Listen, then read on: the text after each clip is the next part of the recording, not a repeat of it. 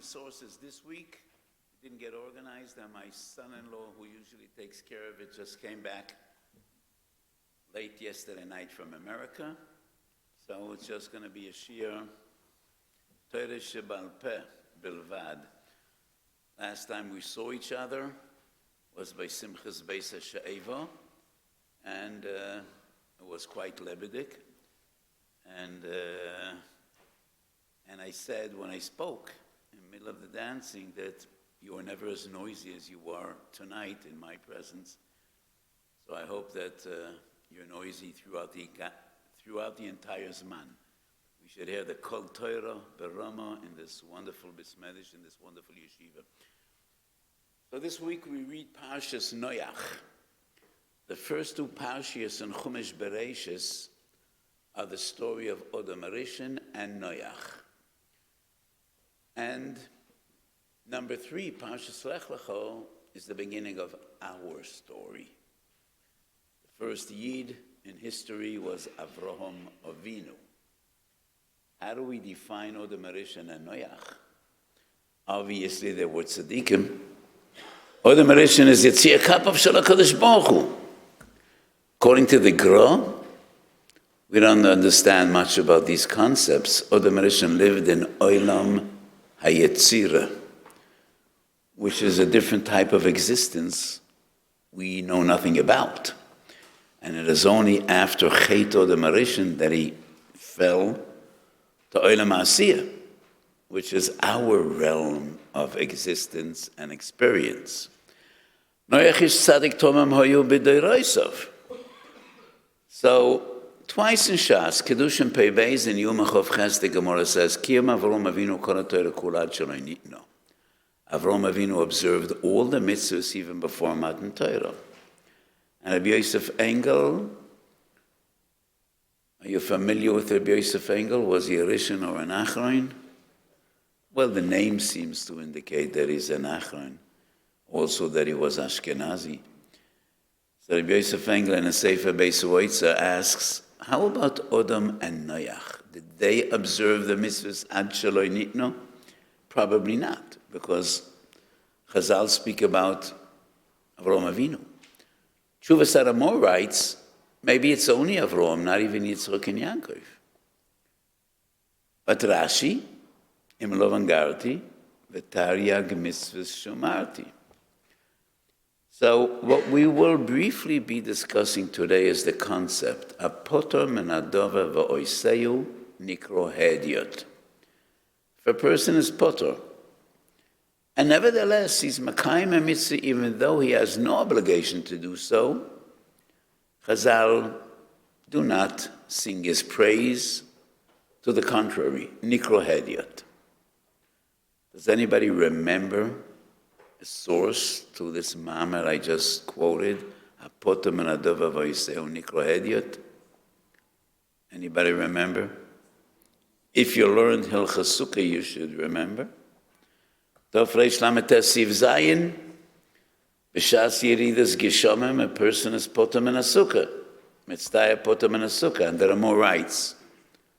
Siv Zayin Tov Reish Lamed Tes. If you sit in the sukkah when it's raining, you get no sechar mitzvah, v'nikro hediot. So the source of this halacha, apotom menadova v'oiseyu nikro hediot, is nowhere in Bavli, but Weiss in Yerushalmi. Brochas Daf Chaf Aleph, Shabbos Daf Zayin. Apotor menadova. And he's makayim the mitzvah even though he's exempt, nikro hediot. And this is somewhat strange.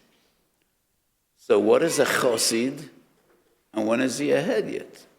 What is Chasidus all about? Who is defined as a chosid? And I don't necessarily mean a chosid in the Hasidic world, the Baal Shem Tov's chosid, but a chosid in the eyes of Chazal. What is a chosid? Kadesh atzmachu b'mutar lacha. The chosid is the one that goes above and beyond the call of duty. He does more than he is mechuyev to do. So when is he a hediot and when is he a chosid? The Magen Avraham asked this question in Simelamid Beis Sif Koten Ches. Shalas Teshuvas Be'er Sheva, Simachov Aleph, deals with the same question. When is he worthy of praise? When is he defined as a chosid? And when is he a hedyot? So we need to check the sources. I quoted one source. Ayoyshe besuka b'shas yeridas geshomen. So some tzaddikim we know didn't leave their sukkah even if it was raining and pouring. I think it was about 51 years ago. I spent sukkahs in Union City, New Jersey, by my great Rebbe, the Kloisenberger Rebbe, Zechat Tzadik V'Kodesh L'Vrocha. It was raining cats and dogs all 7 days of sukkahs, and the Rebbe did not leave the sukkah. He covered himself with a sheet of nylon, and I witnessed a nes golui. From one little plate of soup, he gave shirayim to 100 people. ואין לכו טפח שאוילו מלמטו שאין תפוחיים יורדים כנגדו מלמעלו. I paraphrase the Gemara in Adoram Daf Mem. It's a bit different there, but look it up. So, it is said in the name of the Divrei Chaim. Who was the Divrei Chaim? Who knows? The Tzanzer Rebbe, the first one. He said, I'm willing to be a hedyot for a Kodesh Baruch Hu, which is a mahalach, but it's not for everyone. I leave my sukkah when it's raining. And I think that's what you should do. We adhere to the Shulchan Aruch. And we don't try to be frommer than Abaye and Rava, or Rebbe Kiva and Rebbe Eliezer, or the Rambam in the Shulchan Aruch. So there are more rights, Nikra Hedyot. There was another Rebbe in America that same year who made a huge tish in his Beis Medrash. And the Kloisenberger Rebbe was angry about that. And he said, Eved shemoza kois l'rabbi v'shofach lo kitten al ponav is not supposed to party. But I think, Elo v'yelo divrei elikim chayim, I very much understood the other minhag. So it's raining, you're put them in a sukkah. But why be mevatel simchas Yom Tov? And if Chassidim believe that a tish is an important thing, which it probably is, because hundreds of people come together and sing and dance for HaKadosh Baruch Hu and Dveikus, then why forgo that? So HaKadosh Baruch Hu obviously doesn't want your sukkah, but he still wants your Dveikus and he still wants your Simchas Yom Tov. Why not? So I appreciate both different hashkafas. So what about a potam and a dover seim nikra hedyot? One example is sukkah. What is the Yerushalmi talking about? The Yerushalmi talks about two different halachas. Chosen sheveshimamish the potam ekriya shema. We won't go into details of this halacha. But Chazal say, a chosen is Torah beter the mitzvah potam ekriya shema. And if he does want to say kriya shema, nikra hedyot. Don't be frommer than the entire world. Don't be frommer than Chazal. The second example is, Samach lemincha, you're not allowed to start a meal. If you did start a meal, if it's Samach to a mitzvah d'oraisa, mafsiken. If it's a mitzvah d'rabanan, ein mafsiken, says the Yerushalmi. You started a meal, Samach to a mitzvah d'rabanan, ein mafsiken. If you are mafsik, nikra hedyot. Those are the two examples in the Yerushalmi. Example number 3 is sukkah. But so many times in Shulchan Aruch we find the expression, hamachmir tovei olav brocha. When do we say hamachmir tovei olav brocha?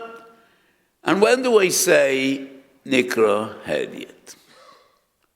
The Aruch HaShulchan, Siman Tov Reish Lametes, Yeridas Geshomim, explains why, if a person sits in the sukkah b'shas yeridas geshomim nikra hedyot, because b'shas yeridas geshomim, when it's raining, it's not even defined as a sukkah.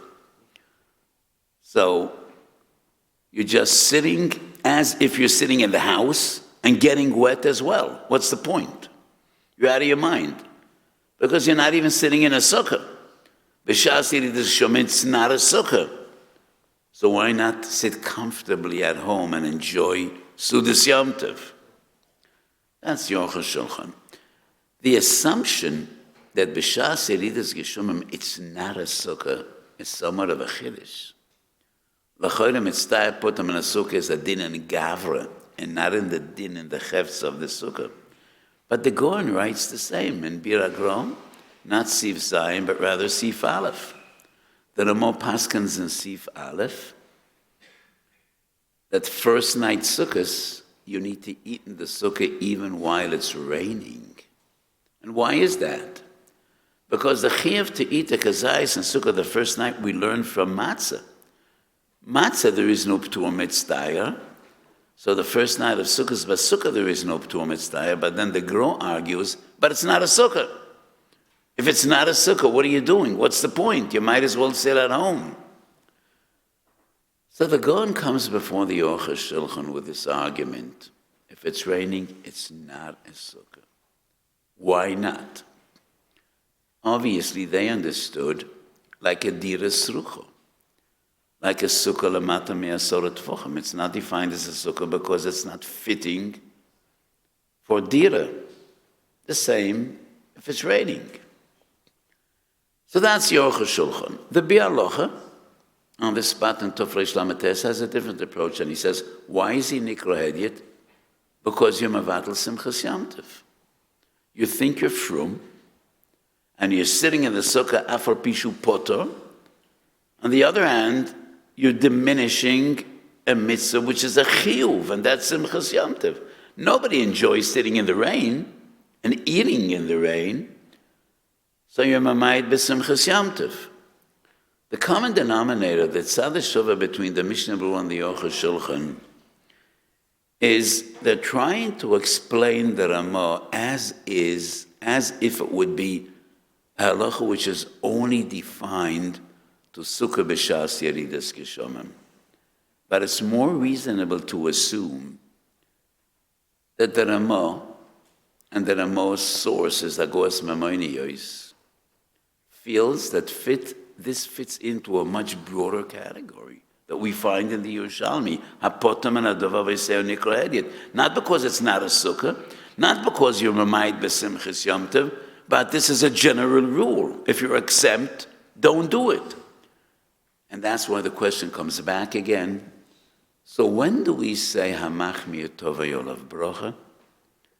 And when do we say, no, if you're potter, then don't do it? So we find another source to this same halacha, and that is Siman Lamed Beis in Tur and Beis Yosef and Shulchan Aruch, Sirtut. Sirtut is making lines in every Sefer Torah. There's, I don't choose the right word, there's some dent made in the klaf in order that the lines should be straight. Sirtut is a chiyuv by mezuzah and by Sefer Torah, but not by tefillin. And Tosfos 3 times in Shas, Gittin Davav, Soite Yud Zayin, Menuchas Lamed Beis, Tosfos says, person that's mesarte tefillin, nikro hedyet. We could understand this halacha very well. Poshut. It's not a mitzvah at all. What are you doing? It's nonsense. Sirtut is halacha l'Moshe Messinai. And by tefillin, there is no mitzvah. It's like eating matzah, tes vav odor, instead of reading the Megillah. It's like blowing shofar on Purim. It's not a mitzvah. But the Yerushalmi says, if you're mafsik a middle of a suda to daven marav nikra hedyet, that's a mitzvah. And if a chosn is koyre kriya shema nikra hedyet, and that's a mitzvah.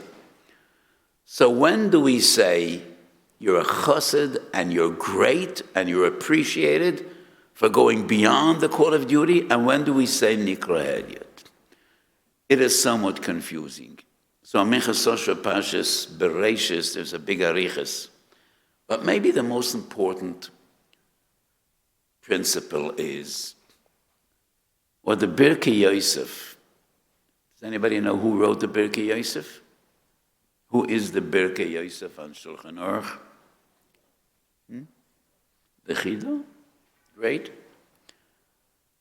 What's the Chido's name? Chaim Yosef. Yeah, great. So the Chido Siman Amud Beis quotes the Yad Malachi, and the Yad Malachi says, the reason Nikra Hedyot is because of Yohara, and it is only if a person is machmir because he wants to impress others. That is when he's Nikra Hedyot. But if Kavanos L'Shem Shamayim, then he's a chassid. And the Birkei Yosef says, this is a huge chiddush. If this is so, then the Yerushalmi should say it. The Rishonim should say it. Why did this wait 1,000 years till the Yad Malachi? And then the Birkei Yosef says, but I did find a source, and that is the Mordechai at the beginning of Masechet Brachos.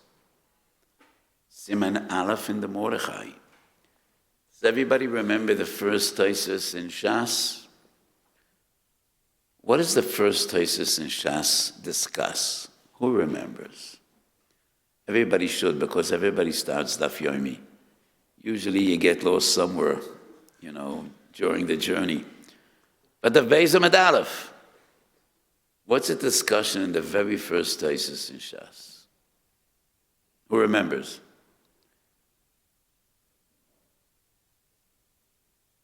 Right. Minig Ashkenaz to daven Maariv after Plaga Mincha.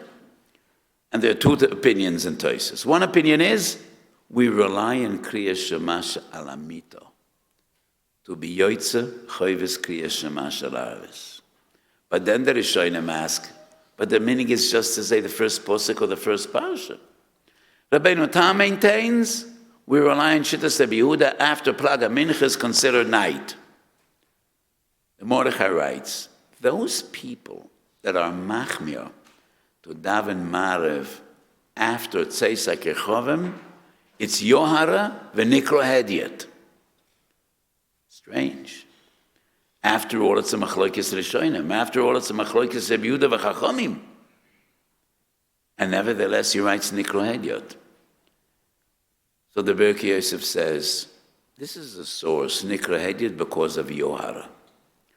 So if a person does it privately in his home when nobody is around, then he's a chassid. But those that does do it to appear to be from, that is Yohara. Does everybody know what Yohara means? I mean, I'm quoting words, maybe we need to explain. Yohara is gaiva. It is just showing what a great tzaddik you are. So the reason Nikra Hedyot, the Mordechai says Yohara. And there's another source which the Birkei Yosef couldn't bring because it's in the Meiri.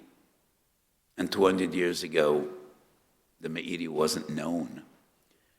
This is one of the amazing Svarim that our generation was Zoicha. The Meiri in Bava Kama Pei Zayin. Why in Bava Kama Pei Zayin? That's the source, machlokes Rabbi Yehuda v'Chachamim, whether a suma potem and a mitzvahs. Rabbi Yehuda maintains a blind man potem and a mitzvahs. And the Meiri there discusses the machlokes Rishonim, Shulchan Aruch and the Rama, whether women could make a brocha on mitzvahs aseisha as man grama. And the Meiri sides with Rabbeinu Tam, naturally, because that's Minig Ashkenaz. And the Meiri was in France. Minig Ashkenaz, that a woman could make a brocha mitzvah seishas man grama. And then the Meiri writes, Isa b'midrashois, kol hapotem and aduva v'yiseu nikra Hedyot. And the Meiri writes, nikra Hedyot, aval, anything sheyesh bo seichel, o musar, o silsul, o hachnoas aleiv, is not defined as a Hedyot. Seichel, O Musar, O Silsul, O Achnos Alev is not Hedyot. So when is he a Hedyot? Obviously, the Meiri is the same as the Yad Malachi and the Mordechai. It's all about Yohara. Im kavanasei l'shem shamayim. That is the essence of Chassidus. So the Mordechai writes, a person that is machmir anoyeg beprishris b'shar inyonim is not defined as a head yet. So this person is makbed, he will never say Kriya Shema before it says Hakechovim. But he's not makbed at all in Zman Kriya Shema Shel Shachris. He gets up 10 o'clock in the morning. So Christmas Shachris is not so important to you. So why are you so makbed b'Kriya Shema Shel Arvis? That's a relevant question. If it's really L'Shem Shemayim, you would get up 2 hours earlier and be makbed in Zman Kriya Shema Shel Shachris. And you would daven with minyan every day, which you don't. In that case, nikra hedyet. So it is a chiddush, and the question of the Birkei Yosef is a relevant question. So why don't the Rishonim say this? And the answer is, they do. Some of them at least. And that is the Mordechai at the beginning of Brochus and the Meiri in Bava Kama Pei Zayin. So if you're from across the board and you're makbed b'mitzvahs and you try to do your best, you will never be called a hedyet, but rather a chassid. But if you're selective in your mitzvahs and you choose those that people see, and they will say, wow, you're so great, that is when Chazal say, apotam enadav v'yiseyu, nikra hedyet. Let's share a few thoughts about Noach. At the end of Parshas Bereishis, HaKadosh Baruch Hu regrets creating man. So, how would we say HaKadosh Baruch Hu regrets anything? That's Seidas HaTorah. We don't really understand what it means. HaKadosh Baruch Hu doesn't really regret. But that is what the Pasuk says. It's all predestined, all pre-planned. But that is the general philosophical question about Yediyah and Bchira, which we don't get into. Why did HaKadosh Baruch Hu regret? And he decided to destroy mankind. Why? Kol yetzer machshavo yislibo rak ra kol hayom v'yanochem Hashem she'osu asa Adam. And then the Mabel comes. And only Noach and his family are spared of all the other people in the world. And then HaKadosh Baruch Hu says, Loi ois of oid lekalel esu adomo ba'vura adam. Ki yetzer leva adam ra min ne'urav. Isn't that the same reason you decided to destroy the world? V'chika teger nasa sneger. How could it be that the same reasoning that HaKadosh Baruch Hu decided to bring the Mabel is the reason HaKadosh Baruch Hu decides never again? How could that be? When we closely examine these two psukim, we notice that there are three fundamental differences between the Posek and Saf Bereishis and the one in Tchilas Noach. And the three differences are all about emphasis. The Posek in Bereishis says, Kol yetzer machshavos liboy rak la kol hayom. The Posek in Noach says, Yetzer leva odam, no longer kol yetzer. Yetzer leva odam ra, no longer rak ra. Ra b'ne'urav, and no longer ra kol hayom. What happened between the end of Bereishis and after the Mabel? What changed? And why is it no longer kol yetzer machshavos liboy rak ra kol hayom? What happened is Rashi in the beginning of the parsha. When HaKadosh Baruch Hu tells Noach, all the behemoth tahora we bring 7, and the non-pure animals, the non-kosher animals, you bring 2. How does Noach know to differentiate? between Behema Torah and Shaloi Torah. Mikan Shenoach Loma Torah. Noach was the first person to learn Torah and to teach Torah. Noach taught Torah to his children. His son Shem, his grandson Aver, opened the yeshiva. The Chidah says that Avram Avinu learned Torah from Noach 8 years, till Noach passed away. And that is the new world. A world void of Torah, the world without Torah. Ein tikva la'achrisoi ve'ein sachar le'pu'ulasoi. Mankind doesn't stand a chance without Torah. That world needs to be destroyed. In the new world, which is based on Torah, it's still a challenge. He still will need a lot of siyata d'shmaya, but he stands a chance. It is still yetzer leva odem rabbe ne'urov, but no longer kol yetzer machshavas libo, no longer rakra, and no longer kol hayoim. That is what happened. So Torah is our oxygen, Torah is what gives us meaning, and Torah is what gives us a chance to fulfill what we need to fulfill in this world and to achieve our destiny of being Davakan HaKadosh Baruch Hu and Lasois Ritzoynoi Belevav Sholem. In the Haftarah we read this Noach is the Novi Yeshayahu mentioning Mei Noach. And the Zohar says, why is the Mabel defined as Mei Noach? Noach bears responsibility in a way to the destruction of the world. Kodesh Baruch Hu tells Noach, I am going to destroy the world. And Noach says, what's going to be with me? No, you will be spared. You, your wife, your kids. So Noach asks, so what do you expect me to do? Build a teva. How much time do I have? He goes about building the teva.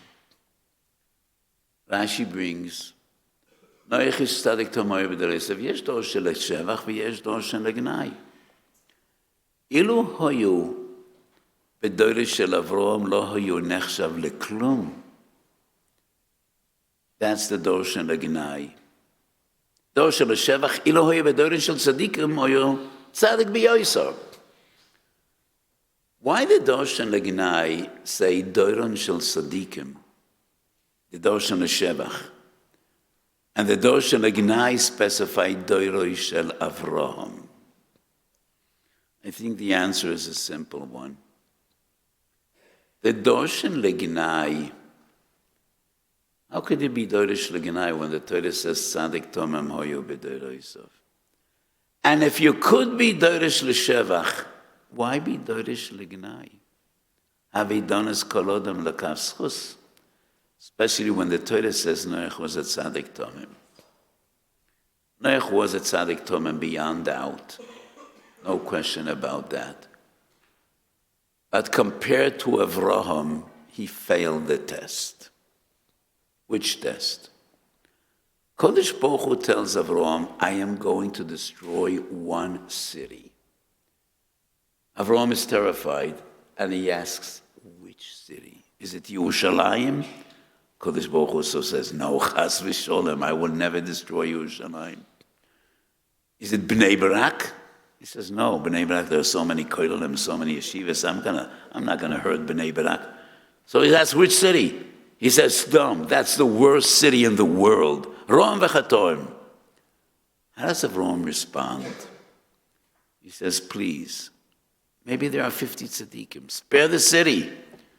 Kodesh Baruch Hu says, if you find 50 tzaddikim, then no, I'm not going to do anything. 40, 30. That's Avraham. Noach hears that Kodesh Baruch Hu is going to destroy the world. And it doesn't occur to him, maybe daven, maybe plead with HaKadosh Baruch Hu, maybe argue with HaKadosh Baruch Hu, why do you destroy the world? Aren't there 50 tzaddikim in the whole world? That's where Noach was found lacking. And the Zohar says, that's why the Mabel is Mei Noach.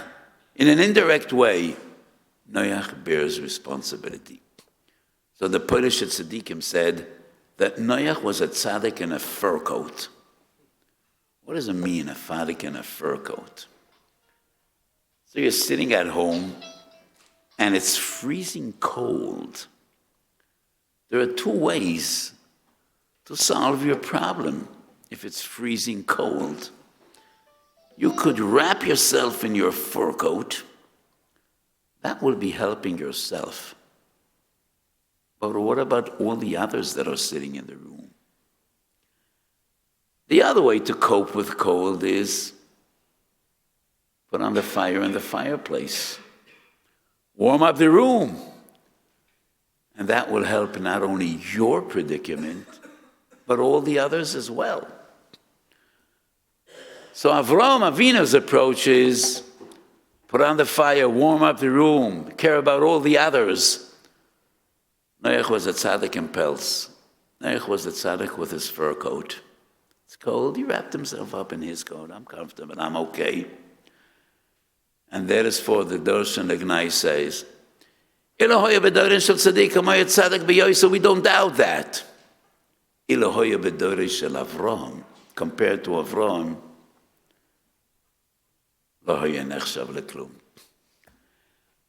so the story of Noach happened once again in history, when HaKadosh Baruch Hu turns to an individual and he says, I'm going to destroy them all, and I'm going to start again with you. When did that happen? And to whom did it happen?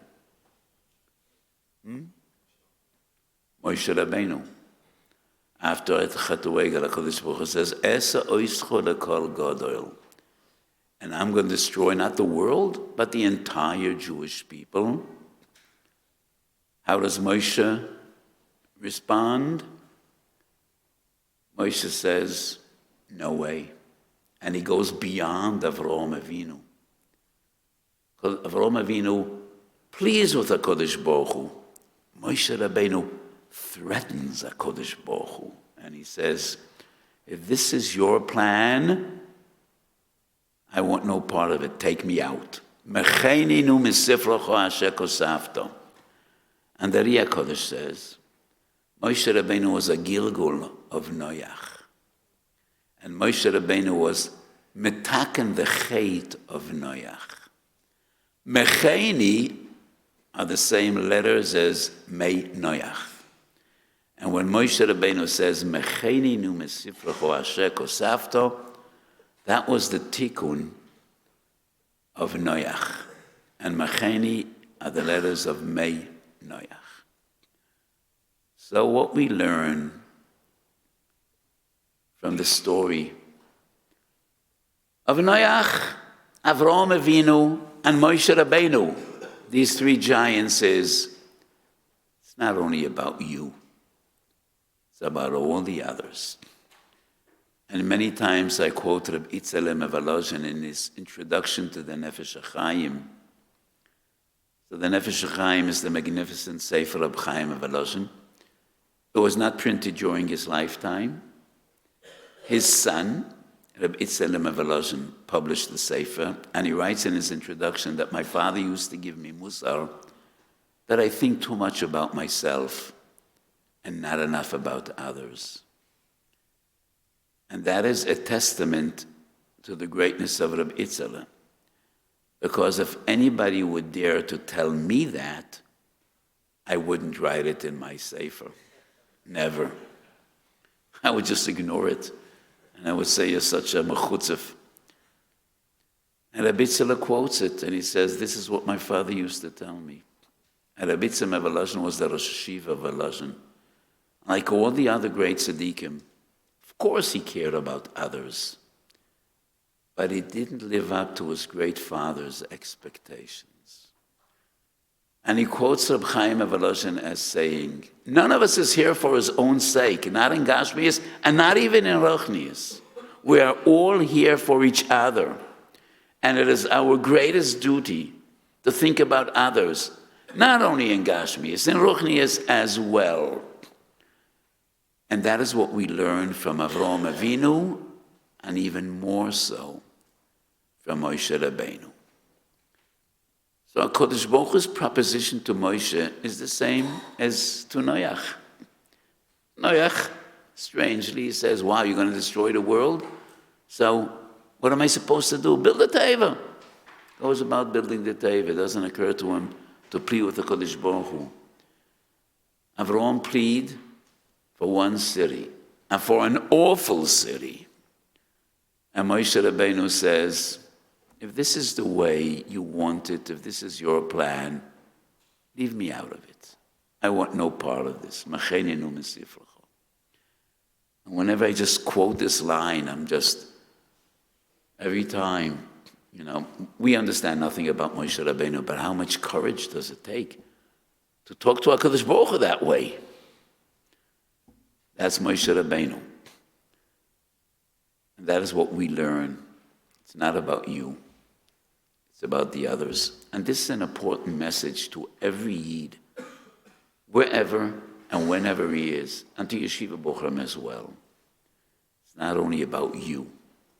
Look around. Are there boys that need a good vort? Some boys maybe that are struggling. Make a chavrusa with them. You'll never lose out. You'll never lose out by helping others. You're a big masmid, which obviously you are, and I hope you all are, and you want to grow in your learning, you will never lose out about caring for others. There's an amazing Rashi in Avodah Zorah Lamed Hayom Beis, and I'm loosely quoting Rashi. It's actually a Gemara, but Rashi is mafarish the Gemara. Hamelamed Torah la'acherim, soidoi sa'Torah mezgalen loy lelo Torach. When a person gives away his time to learn with others, he will have special siyata d'shmaya. And the secrets of Torah he will achieve without any great effort. Because the HaKadosh Baruch Hu will see, you're giving away your precious time to help another bochum. You're teaching Torah instead of learning on your own and caring about your own personal growth. HaKadosh Baruch Hu says, I'll give you siyata d'shmaya and you won't be losing out. That is one of the important messages we learn from Parshas Noach. Good Shabbos to all of you. Have a beautiful Shabbos.